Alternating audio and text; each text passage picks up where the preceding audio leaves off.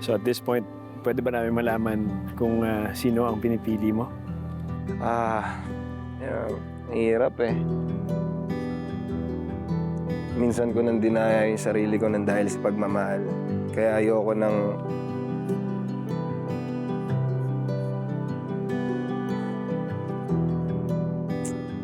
Ayoko na siyang maulit. Ayoko siyang gawin sa sarili ko.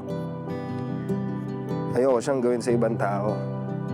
Kaya gusto ko siyang panindigan hanggang sa huli. Pero wala eh. Ano na, time's up na. Kaya...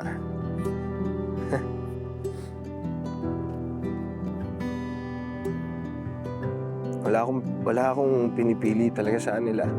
Mas pinipili ko yung sarili ko. Dahil yun yung totoong nararamdaman ko eh. Mas una mong mahalin yung sarili mo. Pag nagawa mo na yun sa sarili mo, for sure, mahanap mo na rin yung love na gusto mo.